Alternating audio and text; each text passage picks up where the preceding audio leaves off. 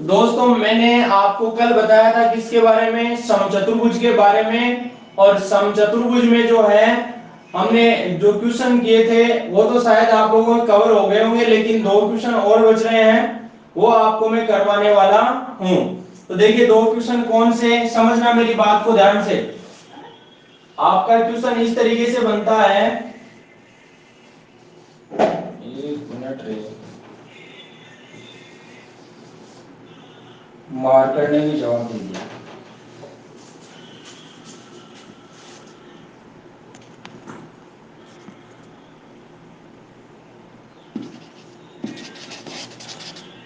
Marker भी Myanmar के चक्कर में पड़ गया।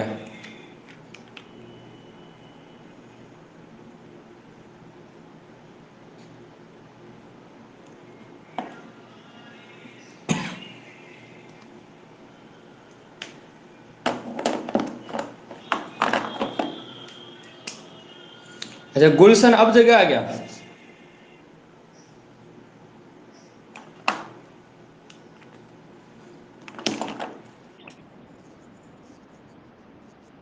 अच्छा, सर्च करके बता रहा है, याद तो करता है नहीं।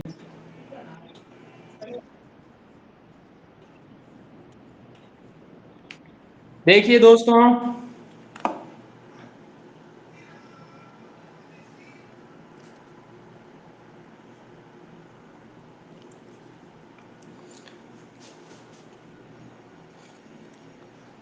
विनोद से बात नहीं हुई यार दिलीप। दोस्तों मेरे दो स्टूडेंट अपने श्री राम कोचिंग से दिल्ली पुलिस में सेलेक्ट हो गए। अभी आज सूचना मिली, ये जो मिस्टर दिलीप है इसके साथी थे, दिल्ली पुलिस का एग्जाम फाइट कर दिया उन्होंने, फिजिकल बाकी है उनका। दिलीप एक मिनट स्पीकर ऑन करना। दिलीप,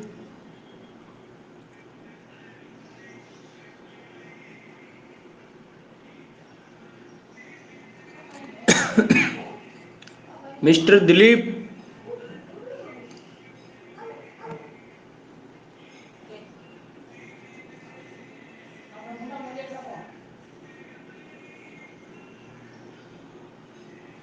मेरी आवाज तो आ रही है कि दिलीप?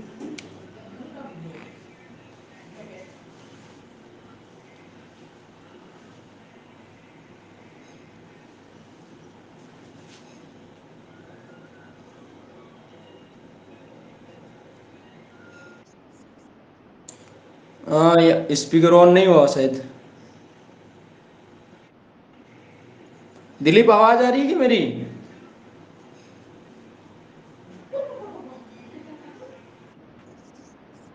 अरे जुड़े हुए हैं,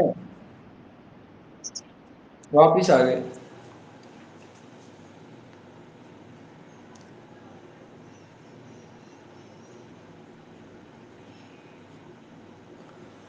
तो दोस्तों दो स्टूडेंट थे अपने जो दिल्ली पुलिस में सेलेक्ट हो गए, बड़ी खुशी हुई बात करके। अभी स्टूडेंट से तो बात नहीं हुई, लेकिन उसके साथी से बात हुई, दिलीप से, जो मेरा श्री राम कोचिंग का स्टूडेंट था और है, अभी अपना यहाँ भी पढ़ रहा है, लाइव क्लास ले रहा है। और आप लोग भी एक दिन फाइट कर जाओगे।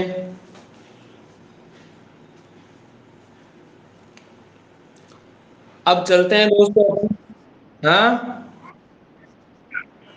बस खाना खाओगे?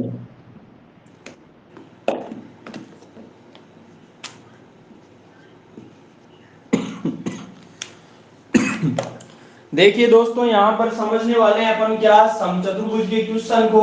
तो यहाँ क्वेश्चन किस तरीके से पुटअप होगा कि एक समचतुर्भुज का एक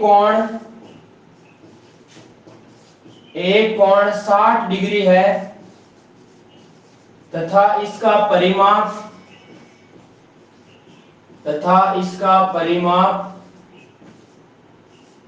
96 सेंटीमीटर है, तो इसका क्षेत्रफल क्या होगा? ये क्वेश्चन है और बड़ा शानदार क्वेश्चन है।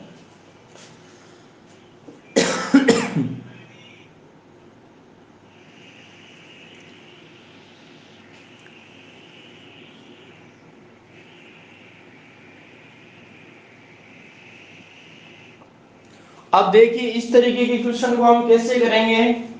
तो यहां पर दोस्तों देखिए नाम आया समचतुर्भुज। समचतुर्भुज का मतलब जिसकी चारों भुजाएं बराबर हों। तो मैंने ये बनाया डायग्राम।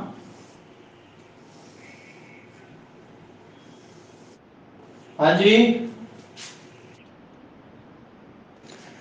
हाँ मैं तो यूं ही पूछ रहा था कि उसका जो एक तो लड़का था उसका नाम विनोद था, एक का क्या था? हैं?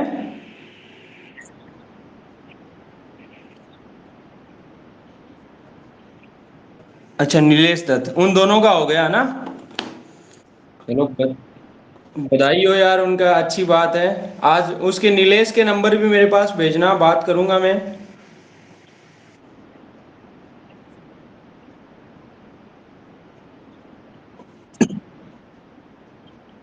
हम्म।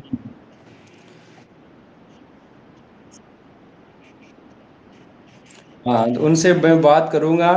अच्छी बात है यार, अपने स्टूडेंट जो है सेलेक्ट होते हैं तो बड़ी खुशी होती है, अपने आप ही दरिया दिल हो जाता है। बड़ी खुशी होती है। तो दोस्तों आप लोग टेंशन मत लीजिए, आप लोगों का भी हो जाएगा एक दिन। पक्का सिलेक्शन होगा, पक्का। 100%। बस बने रहिए मेरे साथ और अपनी मेहनत को बढ़िया से कीजिए। धुआंधार लगे रहो बस। धुआं उठना चाहिए। कौन कौन तैयार है भाई सिलेक्शन लेने के लिए? एक बार ऊपर हाथ करके बताओ देखिए मुझे।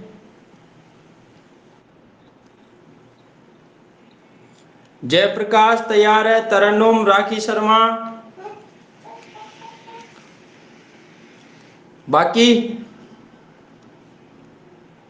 प्रियंका मेहता, सुनील गोस्वामी, सुभाष दोगामा, कुलदीप चंदेल, नरेश मेहता, जितेंद्र कुमार, राजेश, मिस्टर दिलीप, नरेश सॉरी नेहा मीना, गुलशन, आर्ची,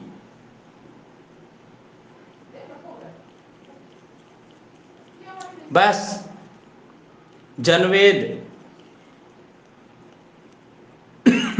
बाकी तैयार नहीं है क्या भाई?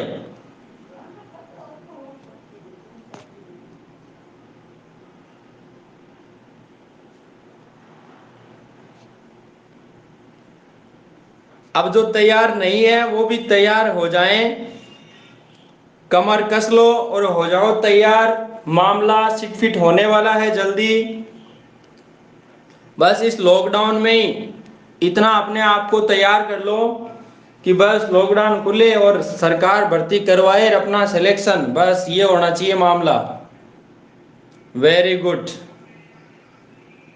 बहुत बार ऊपर हाथ किया रे भाई, सबका एक साथ ही कर दिया गया, मतलब सबका सिलेक्शन। अब देखिए मेरे मित्रों, चलते हैं अपन आगे। इस क्वेश्चन को करते हैं सॉल्व, तभी मामला बैठने वाला है, ऐसे नहीं बैठेगा, ठीक है ना। आप सोचो यार सिलेक्शन ऐसे हो जाएगा, आप तो सर ने ऊपर हाथ भी करवा दिए हैं तो सिलेक्शन को कौन रोकेगा भला। लेकिन दोस्तों ये सर सिलेक्शन देने वाले नहीं है, ये जो आपका सिलेक्शन है ना वो खुद ही लेने वाले हो। और उसके लिए इन सवालों को हल करना पड़ेगा, आपको मेहनत बरकरार रखनी पड़ेगी, तभी जाके मामला सीट फिट होने वाला है।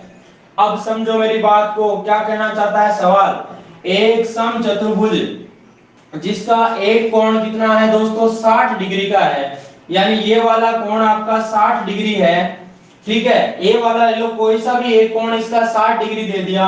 फिर क्या कहा, इसका परिमाप जो है ना वो 96 सेंटीमीटर है। परिमाप कितना दे रखा है, 96 सेंटीमीटर। आपको तो पता ही है कि समचतुर्भुज की चारों ही भुजाएं क्या होती है, बराबर होती है। इसलिए परिमाप जो है वो 4 गुना भुजा के बराबर होता है। 4 गुना भुजा बराबर 96 है। तो देखिए 4 से आपका 96 कट जाएगा, कितनी बार, 24 बार। 24 चौका 96, यानी भुजा का मान 24 आ गया। यानी कि ये भी 24 होगी, ये भी 24, ये भी 24 और ये भी 24। अब दोस्तों ध्यान से समझना, ये समचतुर्भुज है तो इसका ये वाला कोण 60 का है ना, तो ये वाला भी कितना होगा, 60 का होगा। दूसरी बात आपको ये पता होनी चाहिए कि इसके आसन्न कोणों का योग जो है वो कितना होता है, 180 डिग्री होता है। तो देखो ये 60 है, तो फिर पास वाला ये कितना होगा, ये 120 होगा। क्यों? क्योंकि 60 में 120 जोड़ोगे ना तभी जाके 180 बन पाएगा। दूसरी बात, ये 120 है तो ये भी कितना होगा, 120 होगा। अब दोस्तों ध्यान से समझना कि यदि आप इसको बीचों बीच मिला देते हो, इस विकर्ण को मिला देते हो, तो यहां पर देखो ये जो 120 का था वो दो भागों में बंट जाएगा, दो भागों में बंटने का 60 60 में हो जाएगा, ये 60 तो ये भी 60, ठीक है। और ये 120 का है तो दो बराबर भागों में, नहीं ये 60 है तो ये भी 60 है। और इससे एक बात निकल कर आएगी क्या, कि देखो ये जो है ए बी सी डी नाम देता हूं इसको मैं, इस त्रिभुज में देखो एक बार ए बी डी में, तो यहां पर ये कोण भी 60, ये कोण भी 60, ये कोण भी 60, और जिस त्रिभुज के तीनों कोण बराबर होते हैं उसकी तीनों भुजाएं भी बराबर होती हैं, और वो होता है आपका समबाहु त्रिभुज। कौन सा त्रिभुज? समबाहु त्रिभुज। और समबाहु त्रिभुज का जो क्षेत्रफल होता है वो होता है √3/4 गुणा भुजा का स्क्वायर, ये भी ध्यान में रखना। तो मित्रों यहाँ पर देखिए ये 24 है तो ये भी 24, और ये जो भुजा है वो भी कितनी हो जाएगी, 24 हो जाएगी। ये 24 हो जाएगी। तो आप इस वाले त्रिभुज का क्षेत्रफल निकाल लोगे। ये 1 नंबर नाम दे रहा हूं, इसको 2 नंबर दे रहा हूं, ठीक है। ये 1 नंबर जो त्रिभुज है इसका एरिया जो होगा या क्षेत्रफल जो होगा वो क्या होगा, √3/4 गुणा भुजा का स्क्वायर। तो भुजा कितनी है, 24 है, 24 का स्क्वायर कर दो, यानी 24 गुणा 24। तो दोस्तों 4 से आपका 24 कट गया 6 बार, 6 चौका 24, और जब 24 को 6 से गुणा किया तो 144 आ गया, और ये √3 भी साथ में आ गया। अब दोस्तों ये देखो ये क्षेत्रफल किसका आ गया, ये इस त्रिभुज का आ गया, और इस त्रिभुज का क्षेत्रफल 144 √3 है, तो इसका भी 144 √3 होगा, दोनों का बराबर होगा। या फिर मैं कहूं इसका जितना, जैसे मान लो इसका क्षेत्रफल 10 आया तो पूरे का क्या होगा, 20 होगा, यानी दुगुना होगा। तो यहाँ पर जो एरिया ऑफ समचतुर्भुज यानी रोम्बस जो है एबीसीडी, इसका एरिया पूछे तो वो एरिया क्या होगा, इसका दुगुना कर दो मेरे दोस्तों, 2 गुणा 144 √3, यानी 144 का दुगुना 288, और रूट में लगा दो 3 सेंटीमीटर स्क्वायर। ये क्या आ जाएगा आप लोगों का आंसर आ जाएगा। फटाक से उत्तर समझ लो, किसी की डाउट है तो ये 109 में मुझे जवाब दो फटाक से।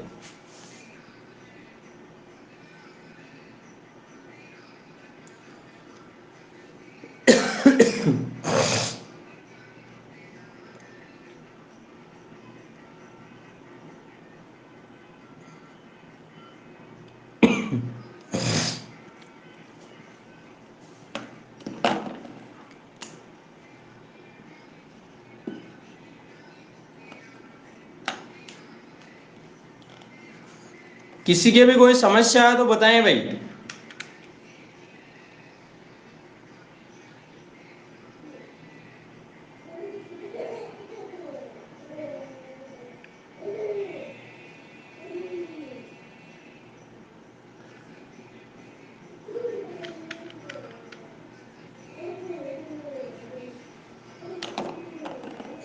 Very good. अब एक सवाल और दूंगा,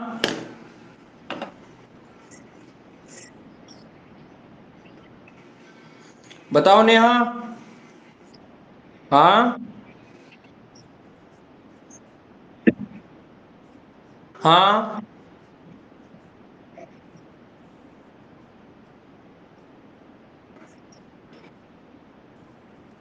विकर्णों का गुणनफल, इसमें विकर्णों का गुणनफल कहां से करोगे जब आपके पास विकर्ण है ही नहीं दोनों तो। हाँ अच्छा, विकर्ण बना सकते हो आप, देखिए कैसे बनाते हैं, अभी अभी रुको, 1 मिनट रुको। विकर्णों के गुणनफल से भी निकाल सकते हैं आप, नो टेंशन रहिए। बिल्कुल यही आएगा, देखिए कैसे आता है, समझना मेरी बात को ध्यान से। ये मैंने इधर बनाया डायग्राम, मार्कर की क्या हो गया,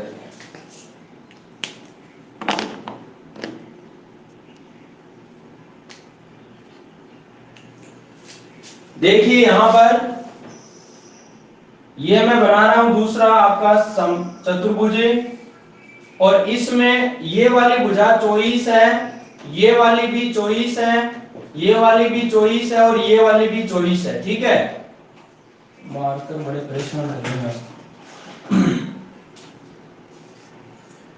देखिए अब ये 24 है और एक विकर्ण की लंबाई आपको मिल चुकी है, कितनी? 24 मिल चुकी है। ठीक है, अब अगर आप इसमें देखोगे तो यहां पर देखो, ये अगर मैं यहां से इस विकर्ण को भी खींच देता हूं तो इसकी लंबाई मुझे अभी पता नहीं है, लेकिन आपको पता है कि विकर्ण जहां क्रॉस करते हैं वहां कोण 90 डिग्री बनता है, बनता है नहीं बनता है?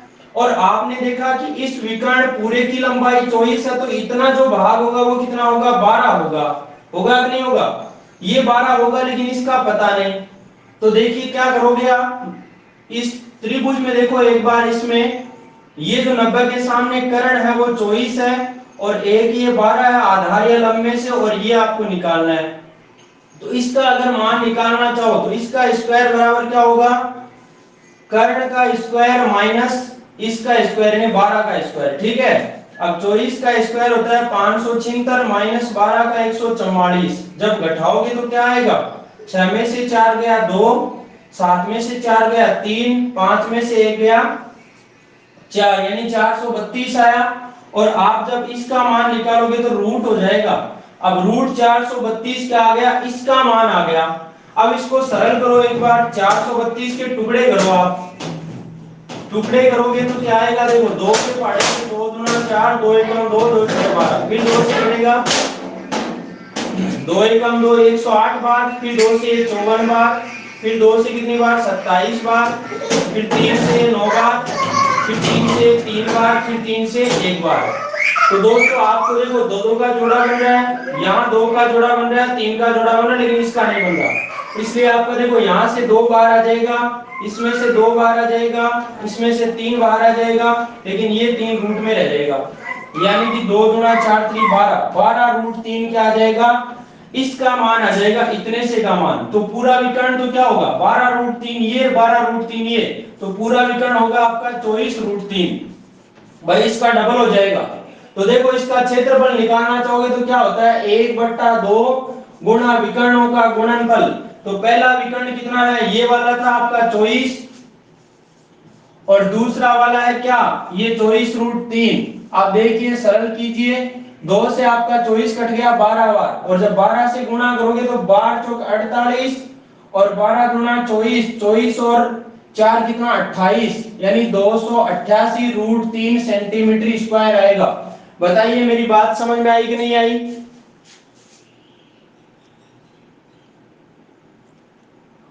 नेहा आ गई ना? अब आपको ज्यादा दिमाग नहीं लगाना है, इस क्वेश्चन को आप इस तरीके से करोगे तो इजी में हो जाएगा थोड़ा सा, और वैसे करोगे तो ज्यादा टाइम खराब होगा आपका। तो आपको टाइम बचाना है कि लगाना है?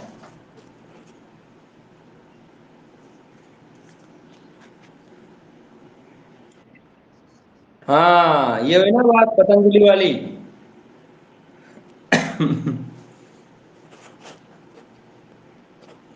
अब देखिए दोस्तों अगला जो क्वेश्चन है,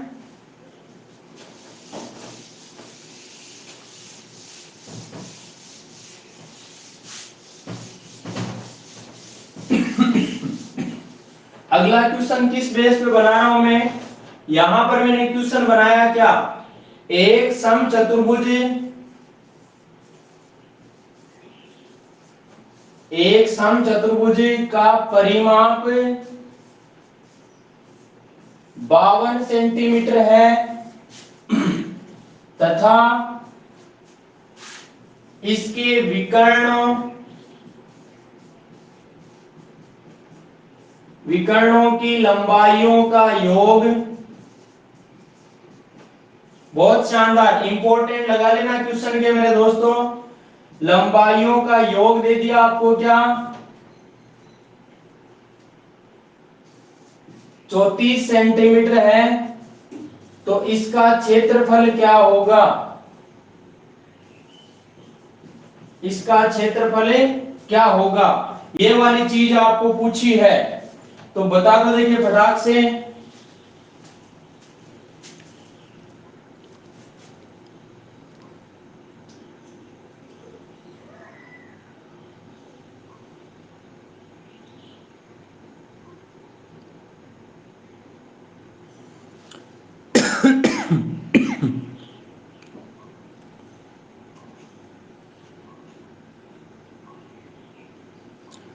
नरेश मेहता ने क्षेत्रफल भी निकाल दिया।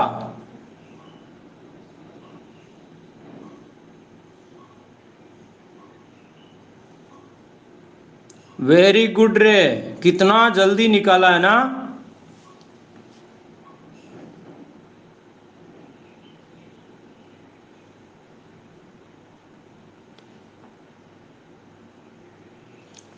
बहुत जल्दी निकालते हो रे क्षेत्रफल है।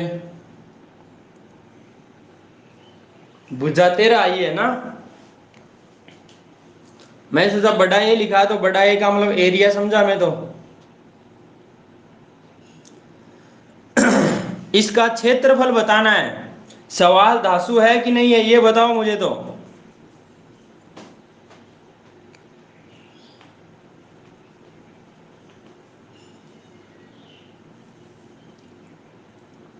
अब इसको बेसिक कॉन्सेप्ट जो है वो समझना दोस्तों। यहां पर जो सवाल है इसमें क्या दिया है, समचतुर्भुज का नाम दिया है। पहली बात तो आपका डायग्राम बनना चाहिए ऐसा।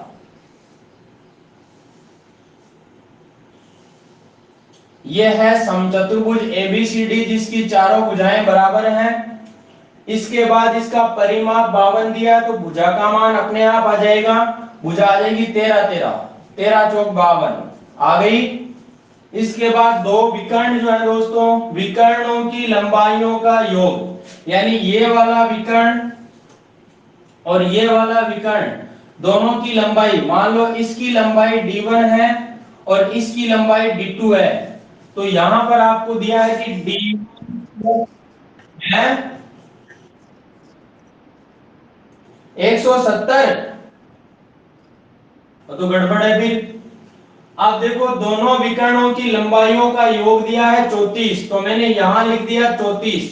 ठीक है।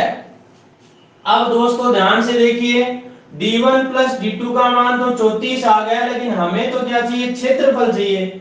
अब क्षेत्रफल होता क्या है, ये होता है 1/2 गुणा विकर्णों का गुणनफल, यानी 1/2 गुणा d1 गुणा d2 चाहिए आपको। सीधी सी बात है, d1 और d2 का गुणनफल चाहिए। तो वो कहां से आ सकता है मेरे दोस्तों, बात को समझना ध्यान से। अगर मैं यहां पर इस 13 का रिलेशन d1 और d2 से निकालना चाहूं तो वो रिलेशन क्या आएगा। देखो आपको पता है कि ये पूरा d1 है, AC का मान d1 दिया है, तो ये क्या होगा, d1 का आधा यानी d1/2 होगा। होगा कि नहीं होगा। दूसरा ये पूरा d2 है, तो BD का मान क्या होगा, d2/2 होगा। और ये कोण 90 का है, 90 के सामने ये कर्ण है।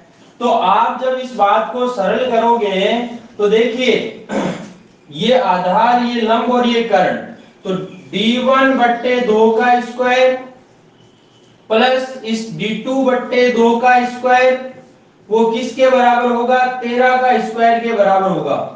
ठीक है। अब d1 का स्क्वायर बट्टे 2 का स्क्वायर कितना हो जाएगा, 4। यहाँ d2 का स्क्वायर बट्टे में 4 बराबर 13 का स्क्वायर कितना, 169 हो जाएगा। ठीक है।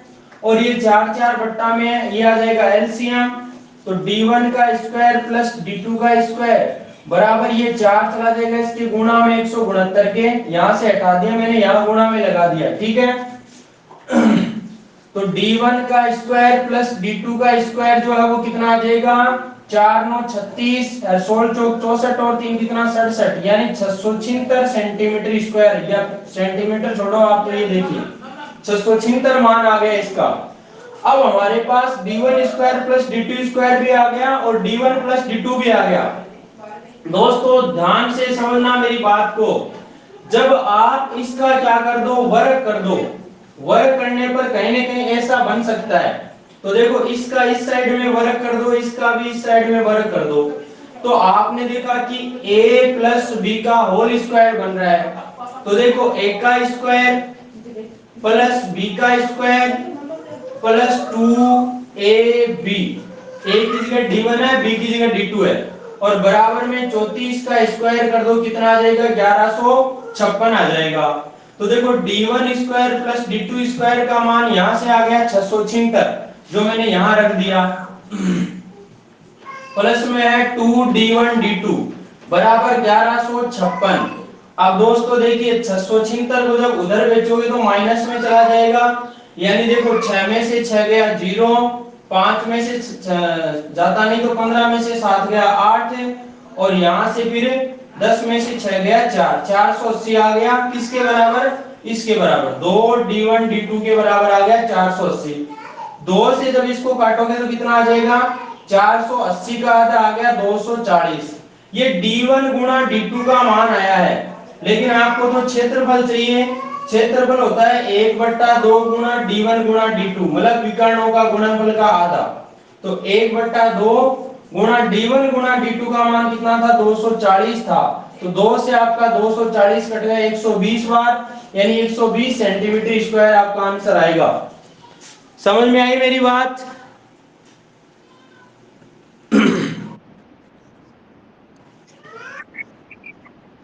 हाँ ट्रिपलेट से तो अब देखो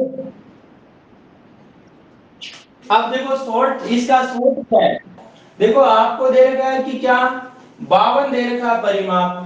तो आपको पता है भुजा कितनी आ गई, 13 आ गई। तो आपको पता है यहाँ की कि 90 के सामने का मान 13 है, तो कहीं ना कहीं ट्रिपलेट ऐसा बनता है 13 वाला। तो आपने ट्रिपलेट देखा था 5 12 13, अरे पढ़ा था क्या, 5 12 13। तो आप यहां से देखो जब इसका मान 5 हो तो पूरे का मान कितना होगा, 10 होगा, ठीक है। तो ये वाला मान आ गया आपका 10। एक विकर्ण की लंबाई 10, दूसरे विकर्ण की लंबाई अगर आधा ये 12 है तो पूरा कितना हो जाएगा, 12 का डबल 24 हो जाएगा ये वाला, ठीक है। अब इसका क्षेत्रफल निकालना चाहो तो डायरेक्ट देखो 1/2 गुणा पहला विकर्ण कितना है, पहला विकर्ण 5 का डबल 10, दूसरा विकर्ण 12 का डबल 24। तो देखो 2 से 24 कट गया 12 बार, यानी 12 धाए 120 क्या आ जाएगा, इसका आंसर आ जाएगा। इस तरीके से आप सटासट चटासट फटाफट कर सकते हो। अरे समझ गए का, नहीं समझे? ये जो ये मैंने बताया ये तो समझ में आ गया था क्या, पहले जो बताया था, ट्रिपलेट आ गया ना। एक बाकी समझो। कौन सा,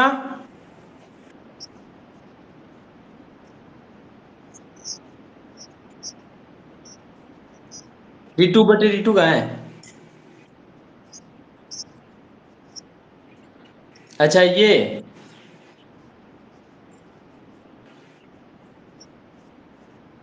अब दोस्तों ये जो कॉन्सेप्ट है ना, ये वाला कॉन्सेप्ट आपका एसएससी सीजीएल का सबसे बड़ा एग्जाम होता है मैथ्स में, तो उसमें इसका क्वेश्चन पुटअप होता है। और ऐसे क्वेश्चन को जब करते हैं ना तो बैंड बज जाती है बड़े बड़ों की, ठीक है ना। तो यहाँ पर ये सवाल आपने समझ लिया ना तो यूं मान लो बल्ले बल्ले है आपकी। तो देखो दोबारा समझना एक बार मेरी बात को ध्यान से, बिल्कुल बिल्कुल रिपीट करते हैं। अभी देखो,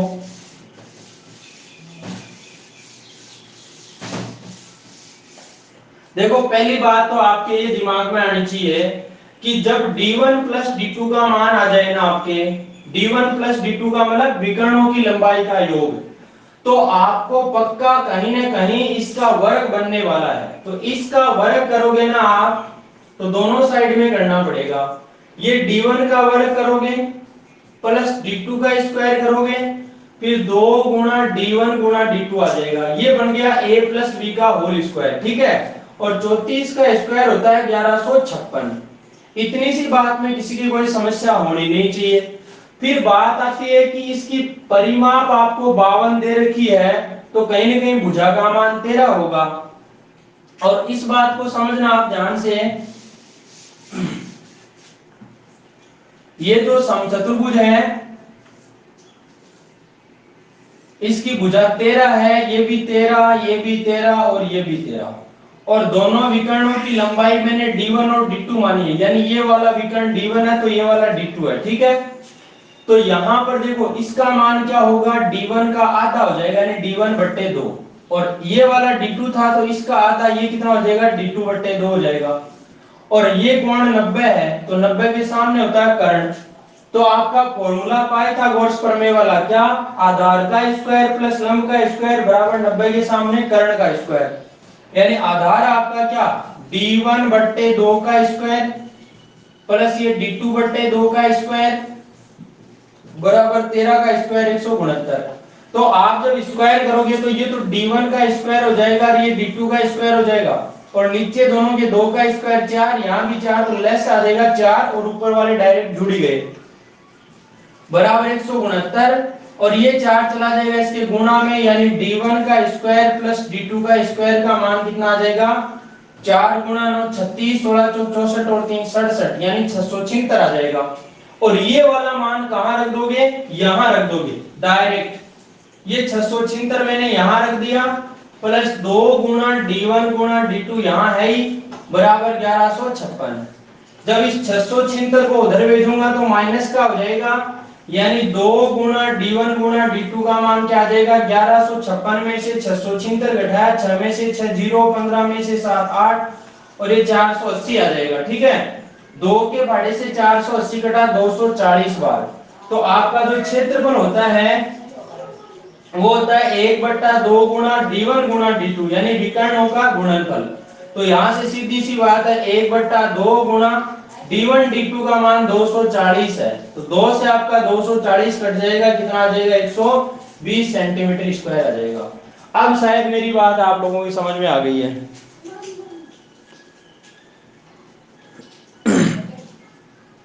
यस और नो?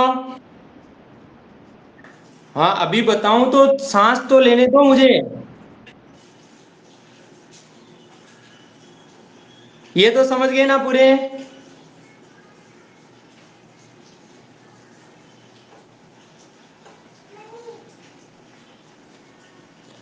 राजेश,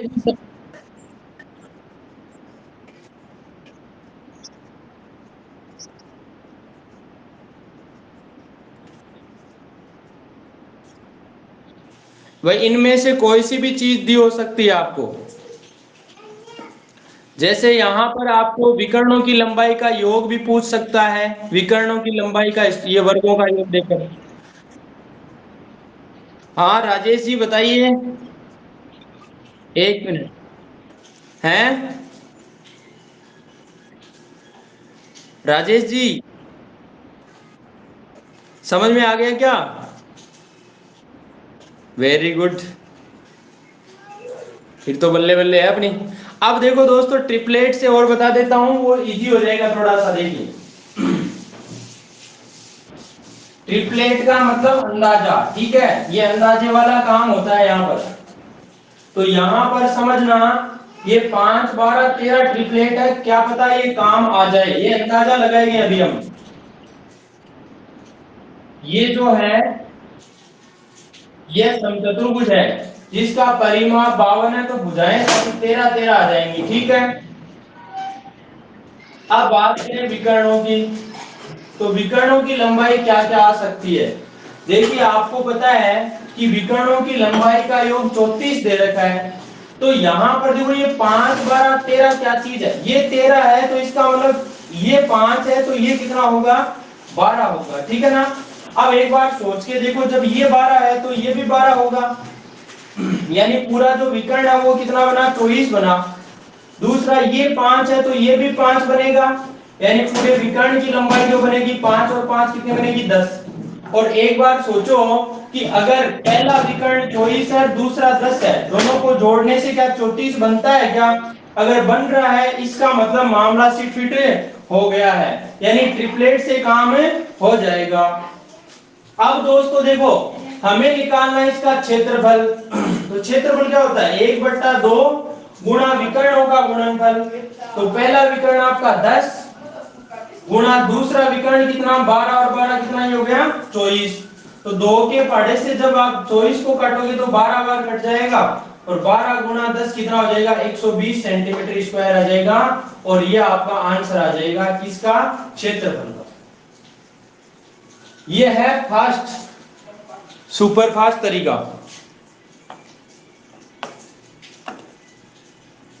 है क्या सुपर फास्ट?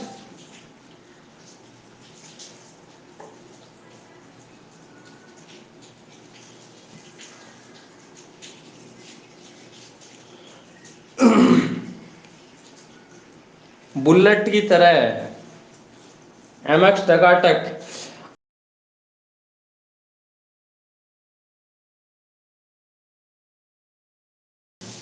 समलंब चतुर्भुज की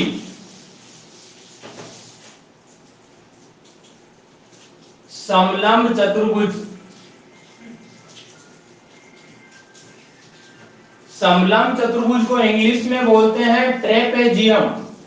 कौन सा जियम रे भाई? ट्रेपेजियम। इसको ऐसे भी बोलते हैं कई बार, क्या समलंब चतुर्भुज की जगह नाम आ जाता है ट्रेपेजियम ऐसे। ठीक है, होता कैसा है?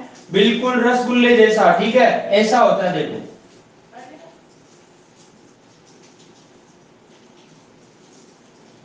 समलंब चतुर्भुज की अगर मैं परिभाषा कहूं तो इसमें क्या होगा कि सम्मुख भुजाओं का एक जोड़ा समांतर होगा। क्या होगा? सम्मुख भुजाओं का एक जोड़ा समांतर होगा। कम से कम एक जोड़ा समांतर होना चाहिए। दो हो तो अच्छी बात है, ना हो तो भी बुरी बात नहीं है, लेकिन एक जोड़ा है ना, वो क्या होना चाहिए? समांतर होना चाहिए। यानी कि ये वाली भुजा अगर इसके समांतर है, चाहे भले ये ऐसे हो, इसमें कोई प्रॉब्लम नहीं है, ऐसे भी बने तो भी कोई प्रॉब्लम नहीं, क्योंकि ये वाला जोड़ा है जो कि समांतर दिख रहा है आपको, तो ये भी एक समलंब है और ये भी एक समलंब है। तो दोस्तों ध्यान से समझना कि अगर आपको यहां पर ये समलंब है ABCD और इसके दोनों समांतर भुजाओं के बीच की दूरी दी है, यानी ये ऊंचाई जिसे हम कह सकते हैं। ठीक है, तो इसका जो क्षेत्रफल आएगा वो क्षेत्रफल क्या होगा मेरे दोस्तों? क्षेत्रफल होगा 1/2 गुणा ये दोनों समांतर भुजाएं है ना, इनका जोड़ करो, यानी समांतर भुजाओं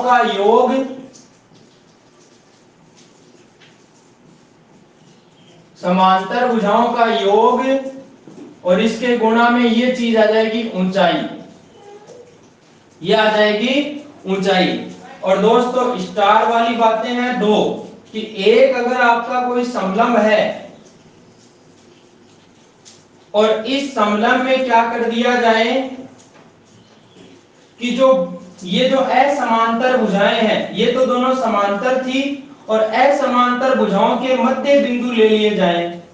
जैसे ये बिंदु मान लो M है और ये N है। ठीक है, इन मध्य बिंदुओं को अगर मिला दिया जाए तो इसकी जो लंबाई आएगी वो क्या आएगी? देखो मध्य बिंदु का मतलब ये वाला पोर्शन इसके बराबर है, ये वाला इसके बराबर है। ठीक है, तो जो MN की लंबाई होगी ना, वो क्या होगी दोस्तों? इस AB और CD इन दोनों के जोड़ की आधी होगी, यानी AB प्लस CD की आधी होगी MN की लंबाई। ध्यान में रखना, आपको कह दे कि एक समलंब चतुर्भुज है ABCD जिसमें AB समांतर DC है, और यदि क्या कर दिया जाए AD के मध्य बिंदु M और BC के मध्य बिंदु N को मिला दिया जाए तो MN की लंबाई क्या होगी? तो दोस्तों इसकी लंबाई जैसे 20 दे रखी, इसकी मान लो 18 दे रखी है, तो इसका मान क्या होगा? 20 और 18 को जोड़ो 38 और उसका आधा कर दो, यानी ये कितनी आ जाएगी? 19 आ जाएगी। ठीक है ना, सीधा सा मामला ये। एक बात तो ये है, और दूसरी बात और ध्यान से कि अगर आपका एक समलंब है ABCD,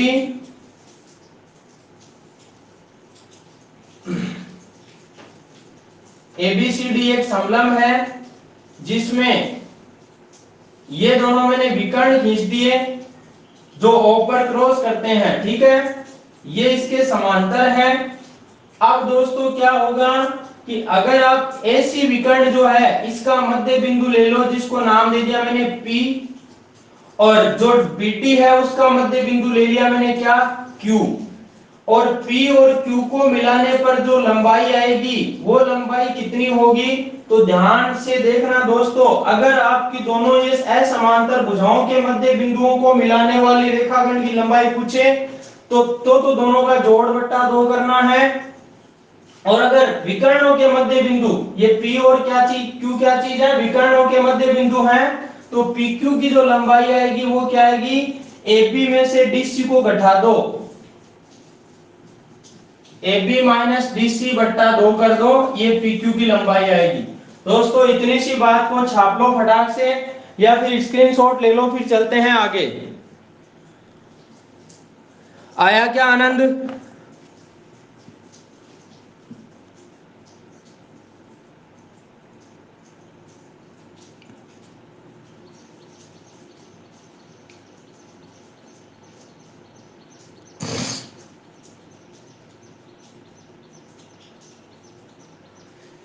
वेरी गुड। चलूं फिर आगे में? आगे चलना है तो फटाक से नेक्स्ट डालिए, देखिए इसमें कमेंट में।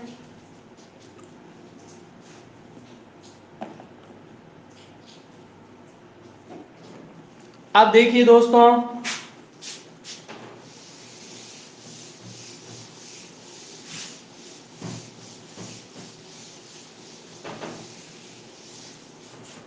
ये एक होता है यहां पर क्या, समद्विबाहु समलम। समद्विबाहु समलम।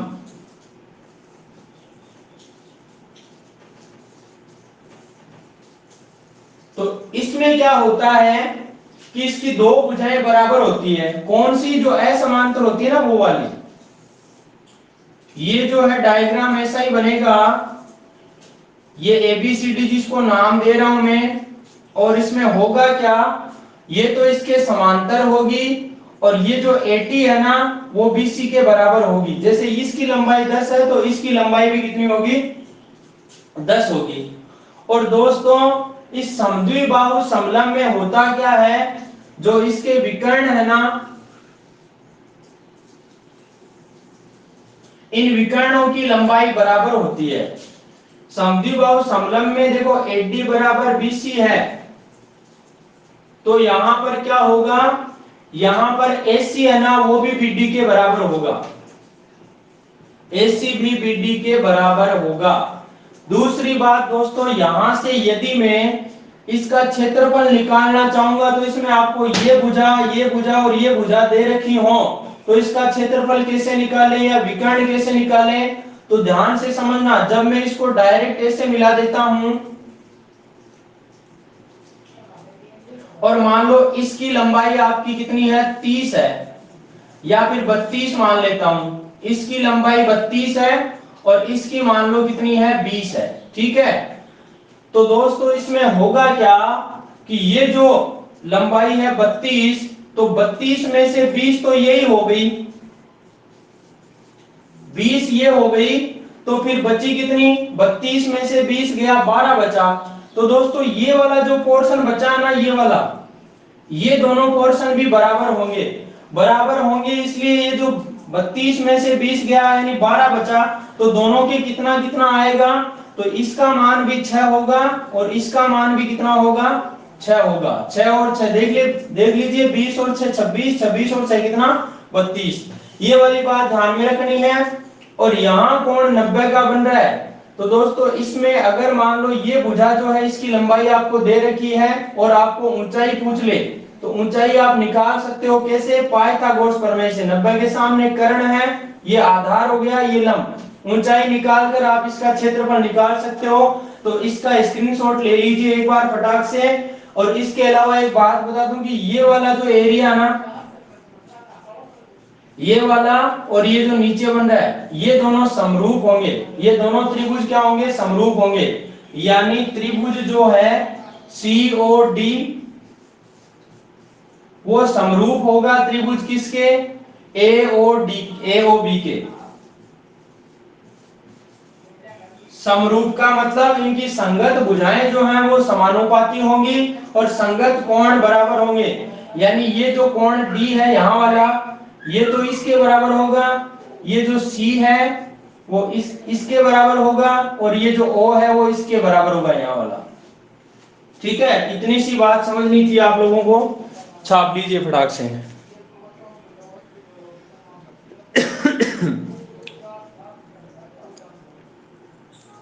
ले लिया क्या स्क्रीनशॉट? ले लिया तो फिर मैं आगे चलूं फटाक से।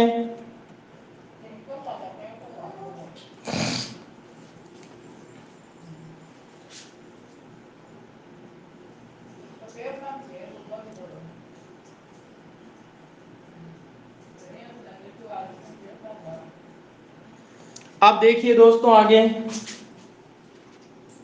क्वेश्चन किस तरीके से बनता है।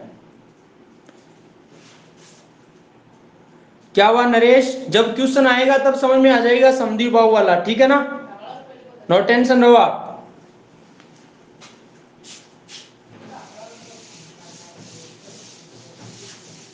देखो क्वेश्चन क्वेश्चन इस तरीके से, एक समलंब चतुर्भुज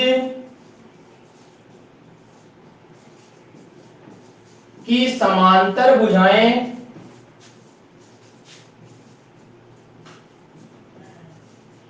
क्रमशः 25 सेंटीमीटर और 17 सेंटीमीटर है तथा इनके बीच की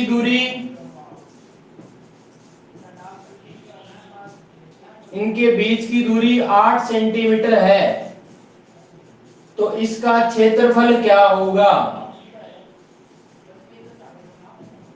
ये सवाल है छोटा सा, और इस सवाल को जब आप करोगे तो डायग्राम बना लेना ऐसा, और होगा क्या, दो समांतर भुजाएं 25 और 17 दे रखी है, मतलब बड़ी वाली 25 है तो छोटी वाली 17 है, ठीक है, और इन दोनों के बीच की दूरी 8 दे रखी है, मतलब ये वाली कितनी दे रखी है आपको, 8 दे रखी है। और यदि इसका क्षेत्रफल पूछे तो डायरेक्टली क्षेत्रफल क्या कर दोगे, 1/2 गुणा समांतर भुजाओं का योग, यानी 25 + 17 करो यहां पर, और गुणा ऊंचाई कितनी हो गई, 8 हो गई, ठीक है, 2 के फाड़े से 8 कट जाएगा 4 बार, तो ये कितना आ जाएगा, 25 + 17 7 5 12, 1 2 3 1 4 42 गुणा 4, तो 4 दूना 8 और 4 चौक 16, यानी 168 सेंटीमीटर स्क्वायर इसका क्षेत्रफल आ जाएगा। बात समझ में आ गई है क्या मित्रों।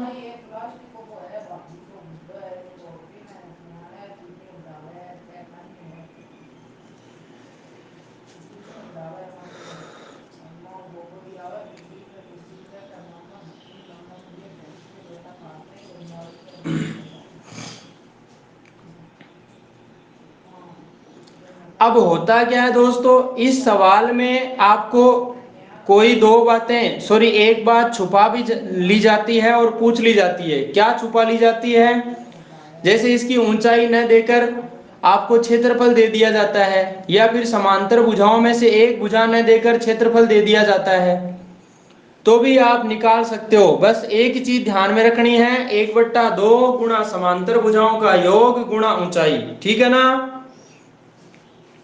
जैसे इसी सवाल में यदि आपको क्या, इस सवाल में मान लो ये 8 जो है वो नहीं दे रखा हो, इसकी जगह मान लो आपको पूछ लिया गया इसकी ऊंचाई जो है वो बताओ, और आपको कह दिया क्षेत्रफल कितना है, 168 है, ये क्षेत्रफल आपको दे दिया 168, तो आपको करना कुछ नहीं है, बस सीधी सी बात समझनी है कि 1/2 गुणा समांतर भुजाओं का योग करना है, मतलब 25 को 17 में जोड़ देना है, तो कितना आएगा, 5 7 12, 2 1 3 1 4 42 गुणा h का मान h, और बराबर में 168 लिख देना है, ठीक है। तो यहां से 2 से आपका 42 कटेगा 21 बार, और 21 से 168 कट जाएगा 8 बार, 21 8 168, तो h का मान कितना आ जाएगा, 8 आ जाएगा। आएगा कि नहीं आएगा। इसी तरीके से आपका जैसे मान लो h का मान, तो मान लो आपको 8 दे रखा है, और मान लो यहां वाला मान नहीं दे रखा है, यहां वाला 17 जो है इसकी जगह मान लो x दे दिया कि x का मान बताओ, तो भी आपको घबराना नहीं है, आपको वही काम करना है, क्या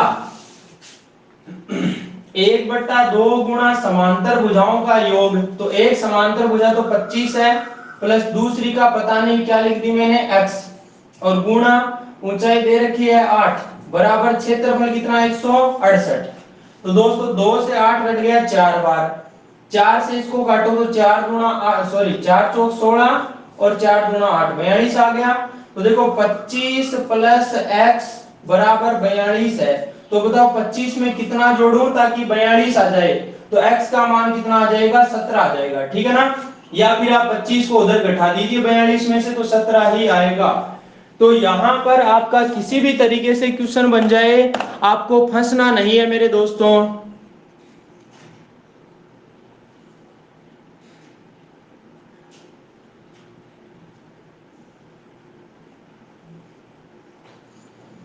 समझ में आई क्या मेरी बात? एक सवाल और दे दूं?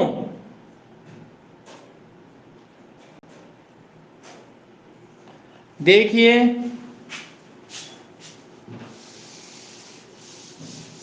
सवाल ये है दोस्तों,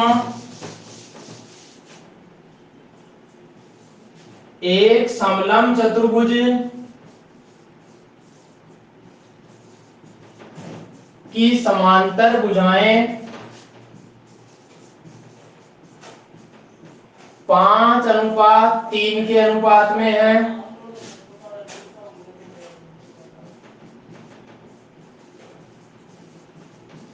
तथा इसकी ऊंचाई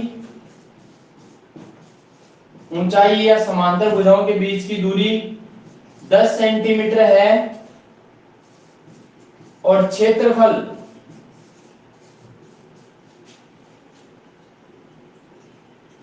320 सेंटीमीटर स्क्वायर है। तो दोनों समांतर भुजाओं की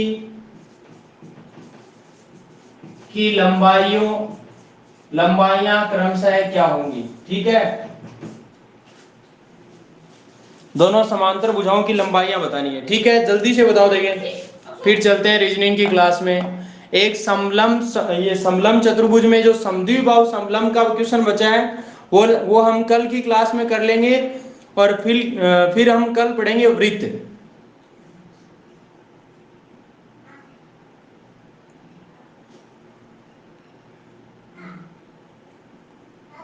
दोस्तों, आज वाली क्लास कैसी रही रे? समझ में आई कि नहीं आई?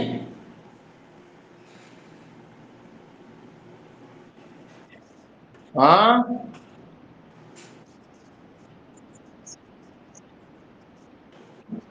या तो इनके कुछ भी समझ में नहीं आया, या फिर सब कुछ समझ में आ गया है।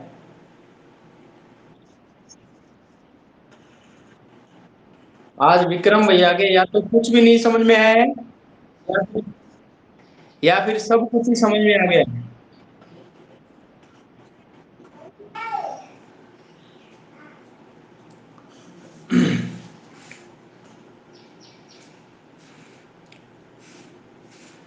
दिलीप कुमार का आंसर है 24 और 40।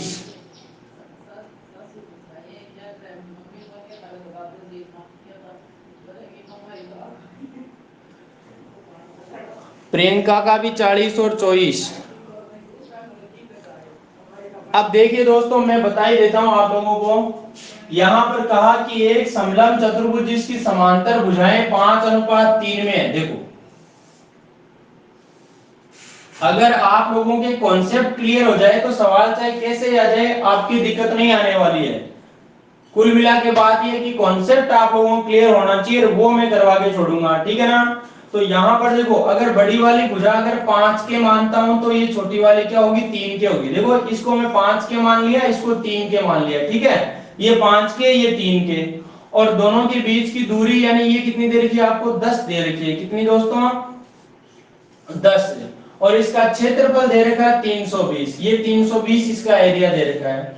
कुछ नहीं करना, फॉर्मूला लिखना नहीं है आपको, डायरेक्ट करना है। देखो कैसे, 1/2 गुणा समांतर भुजाओं का योग। तो देखो, 5 और 3 कितना हो गया? 8। तो 8 के गुणा ऊंचाई कितनी? 10। तो लिख दिया 10 बराबर क्षेत्रफल कितना? 320। तो मैंने यहां भी लिख दिया 320।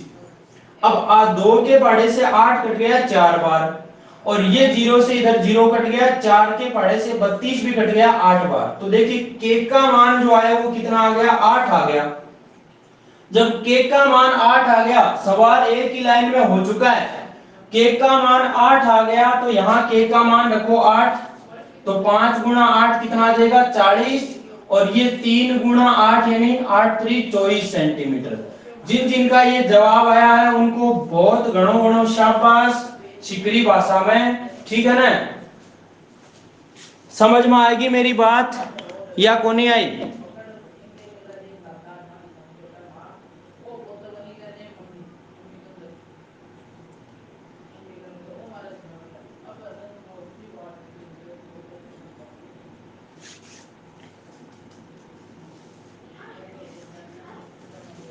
चिल्ला खा लो गुरुजी।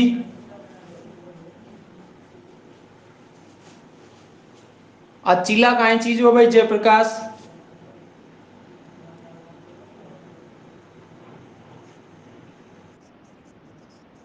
अच्छा,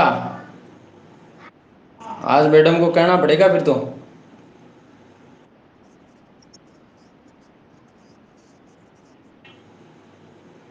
अच्छा वो चीला, उसको तो नहीं बोलते हैं, कहीं क्या बोलते हैं उसको?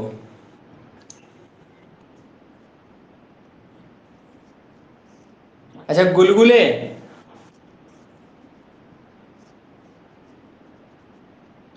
चीलड़ा। चीलड़ा चीलड़ा। जान दो मैं जान दो। चीलड़ा जान गो। हैं? अरे खट्टा बिके तो तेल लागेड़ो खटे घंटा मुलसी।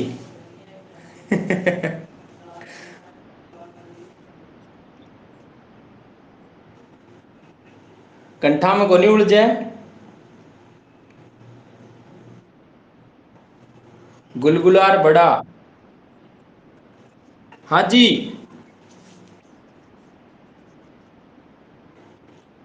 आज नहीं बोलेंगे वो।